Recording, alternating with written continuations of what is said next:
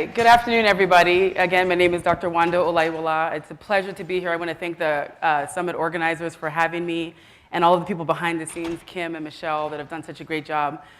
So as I do at many meetings, I see Andrew Morris Singer when I first come to a meeting, and we talk about random things like starting off a meeting with a rock and roll scene or something like that. But today we talked about kindergarten. So I'm going to have you all do something that my daughter's kindergarten teacher did a few weeks ago when I was in their class, teaching them their 5s and 10s. I want everybody to stand up for a minute before I start, because I have the job of talking to you after you've had your lunch, right? So I want to just make sure you're all with me. And it's called the 10 and 5 game.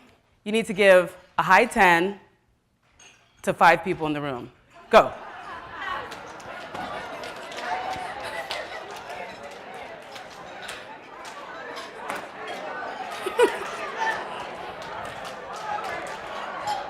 All right.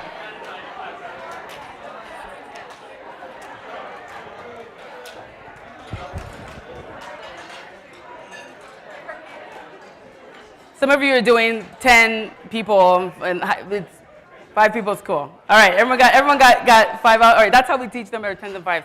Okay, so I'm going to get started. I've interestingly titled my talk after Sundaes, which is appropriate for after lunch, I guess.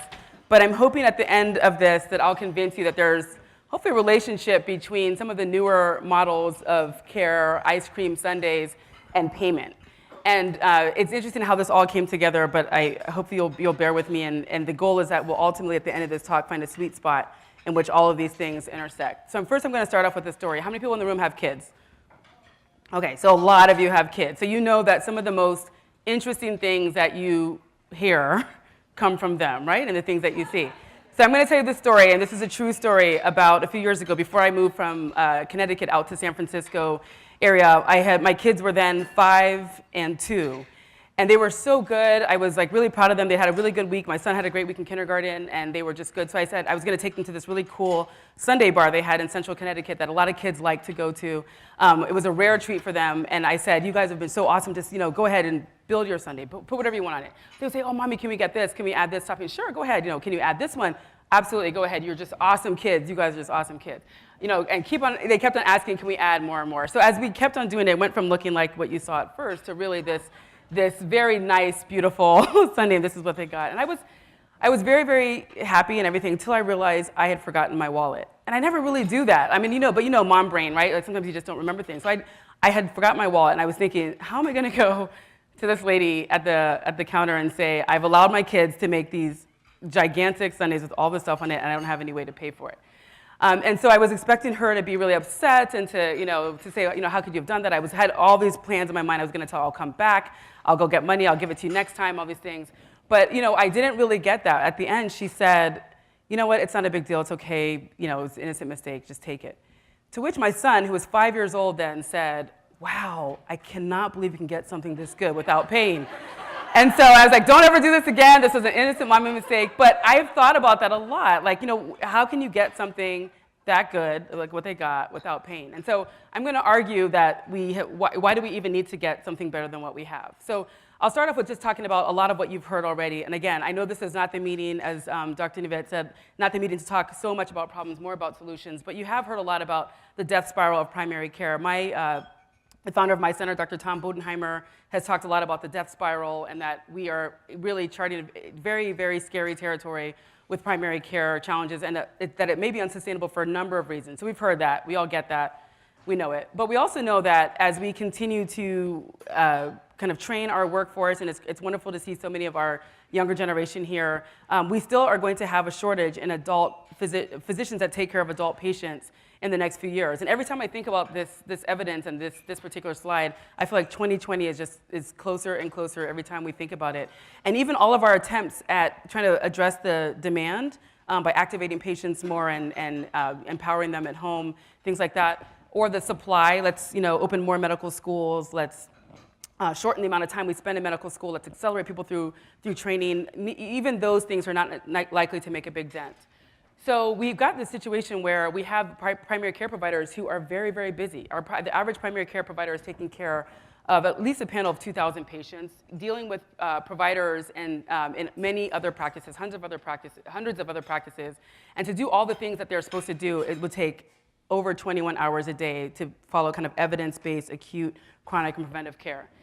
And so it's no wonder that we're burnt out. I mean, I think everybody's seen that 50% of physicians are burnt out. Physicians in the United States have higher rates of burnout than all other US professional workers of all of the other professions combined. And the people that are burning out the most, when they look at it a little deeper, are often family physicians, internal medicine physicians, critical care providers, and emergency physicians. And so when people think, oh, that's because we care for people, we just give so much love, and we're so compassionate, and we have all this energy that we expend on our patients. But when they look at under the covers, like what is actually really causing that burnout, a lot of what you see are things like I'm spending a lot of time on administrative tasks, I'm spending way too much time at work, I feel like I'm just in this hamster wheel that Ed Wagner and Tom Bodenheimer described many years ago. And so it's not so much the altruistic giving of ourselves, but it's really just all the time that is spent on not necessarily being a doctor. And so for those of you who are the doctors, it feels sometimes like you're not actually practicing medicine, you're practicing advanced paperwork and advanced data entry for a lot of the days that you're working. So that's kind of within the medical home and what happens within the walls of your primary care setting. But I also mentioned, that we interact with a lot of other providers throughout the larger medical neighborhood. So I'd reference that 229 people and a number of other different practices. And the likelihood that you will refer a patient to a specialist has doubled in the last many years. And then also patients don't feel like they're actually getting well-coordinated care. So nearly half of adult patients actually feel that people that are operating and taking care of them in this larger medical neighborhood are not communicating, their care is not well-coordinated. So we have this big challenge where the patients, the primary care providers are caught in the middle of this labyrinth. You're trying to navigate and negotiate and help people get through all these things. Again, we've talked about all these other people that are important to help us do this and kind of address these larger systems, but it can feel very, very frustrating and very complicated for the people that we take care of on a day-to-day basis. So it's no result that we have got what we got. Paul Batalden kind of famously said this: every system is perfectly designed to get the results that it gets. And what we have seen as a result of all this is that we have these panel sizes, we have large panels that people have to take care of. We can't really reduce them, right? Because as I mentioned earlier, that we're anticipating a shortage, more people are getting access to us, and we're gonna have a shortage of primary care physicians and other providers to take care of them. We have very inefficient scheduling and challenges with access to care, both for primary care and also for specialty care, and our systems and processes are not as effective as we'd like them to be. We also don't see a lot of joy in practice anymore, and many of you are familiar with Krasinski and her work about joy in practice. And the less joy that we have in practice, the more we burn out, the less likely we are to attract medical students to our profession and to want to stay in our profession if they ultimately enter. So it's in this context that new models and new systems are really, really needed to address the system that we've got. So it was interesting that I've heard sexy mentioned like twice in this meeting, and I'm always nervous before I say this when I go to meetings because I don't know who I've got in the crowd. But actually, in the other exercise that Dr. Neville did, I was a sneaky person. I wasn't actually a sexy person. But I wrote this article in San Francisco Medicine almost 2 years ago, just kind of talking about how can we reclaim primary care and bring the glory back to primary care, and like what are the things that we need to be able to do that. Some of the things that I talked about were kind of optimizing the way we deliver and practice transformation being an important part of that. And other things were, kind of building the culture of the team, workforce development, reimbursement changes. But I'm going to focus just for a minute on that transformation and what does that actual transformation mean? Because people, I did a lot of work prior to my work in San Francisco on transforming some FQHCs to become patient-centered medical homes.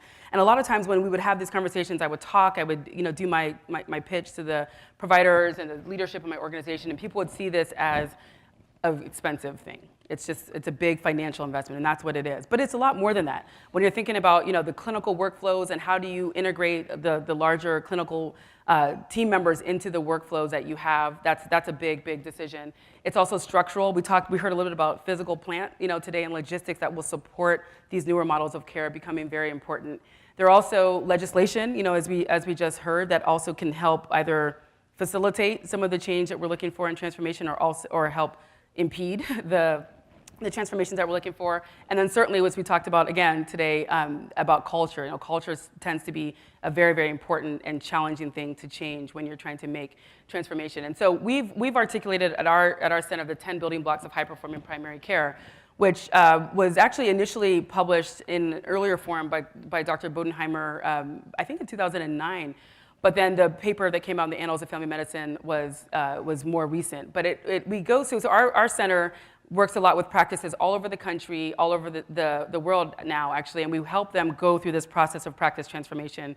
What does it mean? I mean, Anna asked a question earlier, what is the roadmap to practice transformation? What are the tools? What are the different resources that we can have? And is there any place where those are all assembled? And we're trying to actually do that. And we go through and we help people go through this process. You know, what are the steps to getting to this higher performing system and to a really truly transformed practice? And so it's in these 10 building blocks that we've seen a lot of opportunity, and I guess I'll share some of how we're going to get back to my Sunday.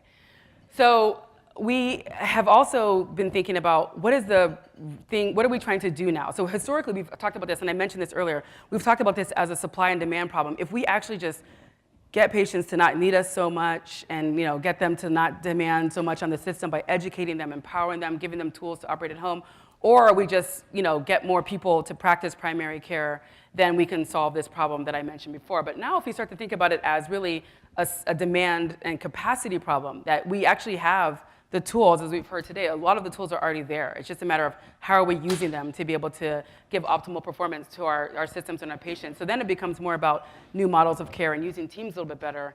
And it's in that context that the building blocks really work. If you can actually start to think about how do we do things like this with the system that we have. So I'm going to focus on building block 4, which is focused on team-based care, and building block 9, which highlights 2 of Barbara Starfield's pillars, comprehensiveness and care coordination. And I'm going to get back to my ice cream sundae. So I told you, so we got this big, sundae full of stuff on it. And as I was thinking about this talk and this conversation, I kept thinking, my first plan was to talk about all the things that we're not doing. But then I thought, we actually have been really building this sundae, because we've heard today and we've heard yesterday about all the different things that we've been doing in teams. We've been developing much stronger teams, certainly since I finished residency over a number of years ago. I'll just leave that at that. Since I finished residency, I remember not having it as an expectation that dietitians and community health workers and behavioral health providers and clinical pharmacists would actually be part of my team. But it's now, most of our residents are finishing and feeling like that's a standard part of practice. So we've really expanded the membership, the function, the role of people on the teams. We've also done a lot in terms of expanding the way we communicate in the larger medical neighborhood. We've developed really robust telemedicine programs, electronic consultation referral systems that have improved care coordination and access and efficiency across this larger medical neighborhood. So we've actually been doing that. We're doing quite well at that. We've also been enabling patients to become more activated by providing them with a number of different health tools and a lot of technology that's really supporting how they operate and how they activate, how well they're activated and how much they understand their own illness and wellness at home. And then finally, we're also letting people communicate with us directly. We have patient portals, personalized health records that are giving patients immediate or semi-immediate access to all of our services. So I get back to what my son asked, right? Can you get something this good without paying? Because I think what we have done is we've developed a lot of these things without thinking about how are we going to pay for them. And we're hoping that the grants will still stay and we'll get new grants to fund new, some of the ideas. But if we want something that's really, truly high tech, which we all know that we want it to be high quality, we want it to be high value, we want it to be high touch, we have to really think about how are we going to pay for these things when the grants that are supporting some of these amazing services run out. So I am going to admit that I do not have the answer. I'm not here to give you an answer. I'm just here to make you think about what this could look like. I mean, we've heard a lot about kind of killing and abandoning fee-for-service entirely. Maybe that is the answer. Maybe there are more carrots and sticks, as we heard about with pay for performance, and maybe these are some of the things that might help support a system where we could actually get some payment out of what we're doing. Or maybe it's the direct primary care kind of model that we heard about from Mayora yesterday. Maybe it's none of these. Maybe it's all of them. Maybe it's a spectrum of these things. Maybe it's maybe it's a it's one model. It's a whole spectrum based on risk. But I think we should really be thinking about this now, because pretty soon we will not have the opportunity to innovate anymore because we'll lose a lot of the advances that we've made. So I'm just going to name 3 things that I think are actually low-hanging fruit, because people say, like, well, we're years away from abandoning fee-for-service, really, or doing any big radical payment reform in our system. So what are the things that we could actually do right now? And I think right now we've got health coaches that are working in environments. We have care coordinators that are providing a lot of service to patients in our settings. And if we just thought about how do we provide the codes that will support the services that they're provided, not necessarily as a fee-for-service model. And someone told me yesterday, please don't turn health coaching into a fee-for-service service. But if we could actually think about how do you actually design and implement the codes that could actually pay for the service that they're giving. Also, some alternative ways of seeing patients. If we want to stay in fee-for-service, could we actually say, well, then a service is a telephonic visit, a service is a patient portal visit. Is that a way of kind of getting something now? And then finally, if we say, what if we take some of these things we've done on electronic consultation as an example? Many states have telemedicine programs, and telemedicine is reimbursed as a fee-for-service thing. What if we expanded the definitions to include electronic consultation? So these are all things that we could actually do now if we really had the will. But regardless of whatever it is, I would just close with that. I think the ideal payment model has to continue to allow for sufficient innovation, because we've done a great job of really thinking, how do we respond to the challenges that we have? It would have to be not only focused on the environment, but very much focused on the team and the work that the team is doing, and the patient, and what the patient hopes to get out of the care that they're receiving from us. It would also have to be adaptable and flexible to different needs of our patients, and certainly promote health equity to the extent that it can. We'll have to remember that one size will not fit all, and that there are different patients in different communities with different drivers, different socioeconomic issues, different public health challenges. So we have to remember that and keep that in mind. We also have to remember that there are different systems that we are operating in, and things might not be easy to take from Kentucky to Ohio or anywhere else, but we have to be thinking about how could we best do that. And then finally, that we'd have to consider all the drivers and barriers that would impede or facilitate what we're doing. So with that, I'm hoping that we will all come out of this with some kind of ideas on how we can get to that sweet spot. And I thank you all so much for your time.